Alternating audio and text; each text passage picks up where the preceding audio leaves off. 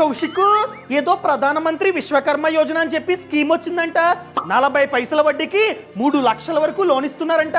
పైగా టైలరింగ్ మిషన్లు ఫ్రీగా ఇస్తున్నారంట. ఏం స్కీమ్ అది?